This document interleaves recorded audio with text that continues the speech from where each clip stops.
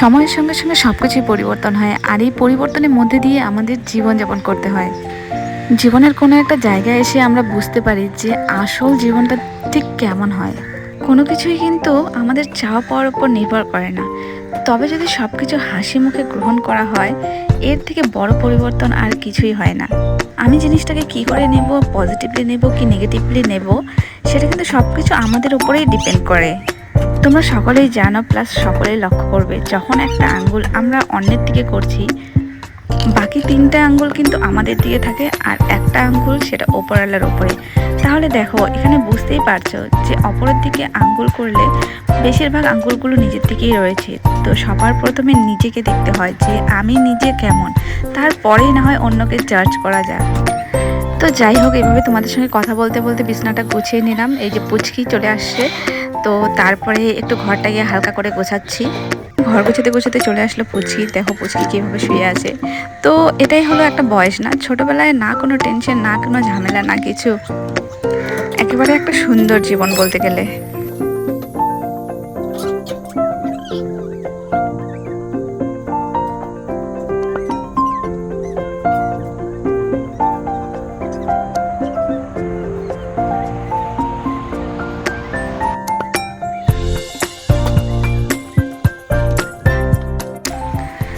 তো গাইস, তোমরা দেখতে পাচ্ছ আজকে আমার প্রথম ব্লগে আমাদের গ্যাস শেষ। তো যাই হোক, বৌদি মাটি চুলাতে রান্না বসিয়ে দিয়েছে, কারণ সবাইকে টাইম মতো খাবার দিতে হবে, প্লাস দাদা ডিউটি যাবে।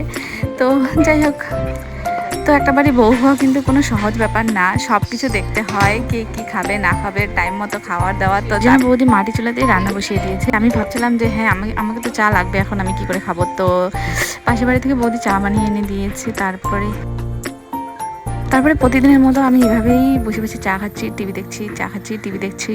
তো বলতে গেলে আমার সেরকম কিছু কাজ থাকলেও আমি কাজ করি না বলতে গেলে। তো সেইভাবে তো আর বেশি কিছু তো আমাদের বাড়িতে সেরকম কাজও নেই। তো তার কারণে আমি ঘুম থেকে উঠে বিছানা টিছানা গুছিয়ে কিছু টুকটাক কাজ থাকলে করে নিয়ে তারপরে চা নিয়ে এভাবে বসে যাই।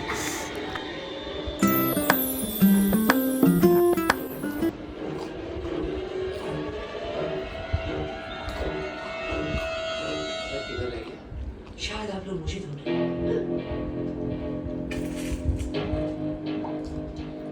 कार्लोस। आप नॉर्मल इसी रूप में घूमते हैं।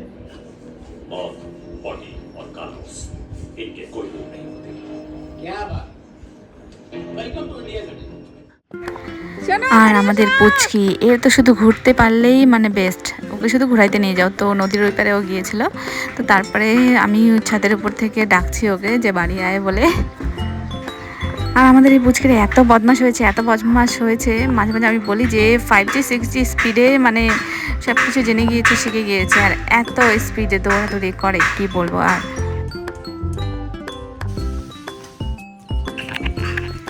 তো এরপরে মা বললো যে ওকে বাড়ি নিয়ে যা, আর আমি নদীর ধারে যাচ্ছিলাম পুচকিকে নেওয়ার জন্য।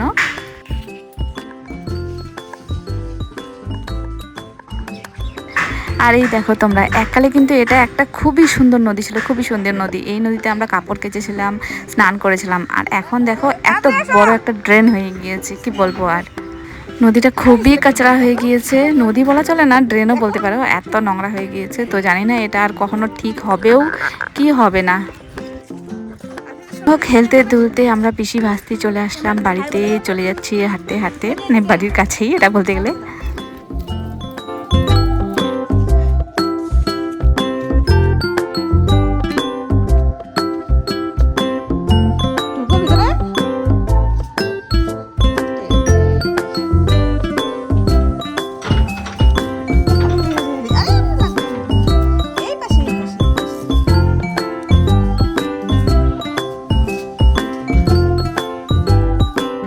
বাড়িতে আসার পর চলে আসলাম একটু ছাদের উপরে দেখতে এই ফুল গাছগুলো। এই যে এই গাছটা যে দেখতে পাচ্ছ, আর এটা স্ট্রবেরি গাছটা, এটা আমি জলপেশ থেকে নিয়ে এসেছিলাম। তো বাড়িতে গাছ থাকবে, একটা সৌন্দর্যটাই আলাদা হবে। তো সেটা সবারই যেরকম পছন্দের, আমারও খুবই পছন্দ। বাড়িতে নানা রকমের ফুল গাছ লাগাবো, দেখতে একটু সুন্দর লাগবে। তো সেরকমই। আর এই গাছগুলো, এইগুলো ছোটো ছোটো গাছগুলো বৌদি লাগিয়েছে, দেখতে পাচ্ছ। এটাও মানে বৌদি লাগিয়েছে, সবগুলোই ওই লাগিয়েছে। এই যে আরেকটা অ্যালোভেরা গাছ আমাদের ভিতরের এটা। এদিক ওদিক করে ঘুরতে ঘুরতে চলে আসলাম ক্যামেরাটা নিয়ে বৌদির কাছে। তো আজকে বৃহস্পতিবার, যেহেতু বৌদি পুজো দিচ্ছে, আর বৃহস্পতিবার করে আমাদের এখানে বেশিরভাগ মানুষই বৃহস্পতিবার করে পুজো করে, লক্ষ্মী পুজো। আর আমাদের এটা অনেক বছর থেকে, মানে আমরা বৃহস্পতিবারে অন্য দিনও পুজো করি, বাট বৃহস্পতিবারটা একটু স্পেশালভাবে করা হয়। আর দেখো এখানে মানে বৌদি এত হার্ড ওয়ার্কিং মানে রান্না করতে করতে তারপরে যেহেতু রান্নাটা অলমোস্ট কমপ্লিট, তো পুজো দিতে চলে গিয়েছে আর আমি এটা একটু নেড়ে দিচ্ছি। আর তোমরা দেখতে পাচ্ছ যে আমাদের কিন্তু কোনো পার্সোনালভাবে পুজোর ঘর নেই, আর প্লাস রান্নাঘরও নেই।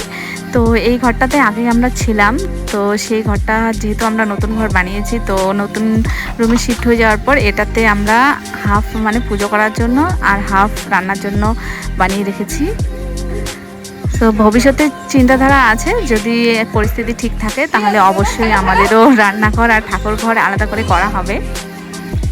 তারপরে দেখো চলে এসছে আমাদের পুচকির দুটো বান্ধবী। বলতে যদি এদের নাম শুনলো, এই দুজনের নাম শুনলে কত যে খুশি হয়ে যায়। তো নদীর পাড়ে যখন ছিল তখন এরা ছিল না বাড়িতে, তার কারণে ওদের সঙ্গে খেলতে পারেনি। তো তারপরে ওরা দুজন আমাদের বাড়িতে চলে এসছে। তো এসে দেখো কিভাবে খেলছে।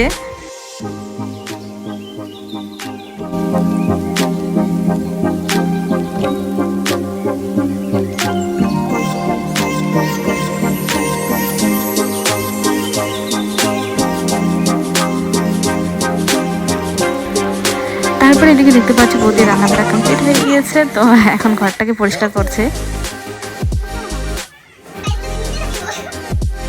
তারপরে দেখাচ্ছে বৌদি যে রান্নার মধ্যে কী কী রান্না করেছে।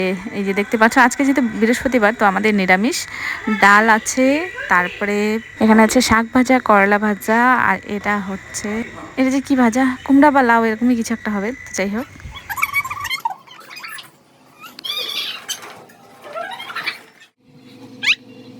চলে আসলাম আবার পুচকের কাছে ক্যামেরাটা নিয়ে। দেখো এ তো কি বলবো, আর মোবাইল পাইলে নানান ধরনের গান লাগাবে, কি লাগাবে, নাচ করবে, মানে মোবাইল পাইলে এদিক ওদিক কাউকে দেখবে না, এরকম ধরনের এই মোবাইল পাগলি আরেকটা।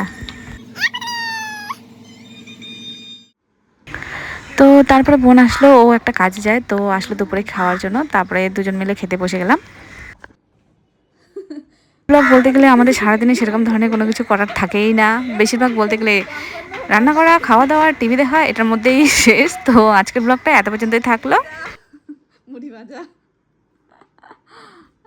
হ্যালো বন্ধুরা, সবাই কেমন আছো? আশা করি সবাই ভালো আছো, আমি অনেক ভালো আছি।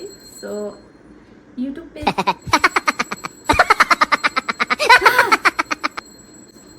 ইউটিউবে এটা আমার নতুন পেজ। সো এই পেজের মধ্যে আজকে থেকে তোমাদের সঙ্গে শেয়ার করব পার্সোনাল লাইফে কি করছি না করছি, মানে যেটা ডেইলি ব্লগ বলা হয়, সেটাই তোমাদের সঙ্গে শেয়ার করতে চলেছি। সো এই পেজে তোমাদের সাপোর্ট খুবই দরকার। তোমাদের সাপোর্ট ছাড়া বাড়িতে বসে আছি, কাজ নেই, কিছু নেই, তো ভাবছি যে না হয় ব্লগই বানাই, ব্লগ তৈরি করি। তোমাদের সাপোর্ট চাই। সো সাপোর্ট করো, ভিডিওটা দেখো। আর আজকে শুধু সকাল থেকে দুপুর পর্যন্ত কি করলাম না করলাম সেটাই তোমাদের সঙ্গে শেয়ার করলাম। সো নেক্সট ডেতে আরও বেশি বেশি করে শেয়ার করার চেষ্টা করব। সো ব্লগ ভিডিওগুলো দেখো, তোমাদের কেমন লাগে অবশ্যই জানিও। চেষ্টা করব আরও ভালো ভালো ভিডিও তোমাদের সঙ্গে শেয়ার করার।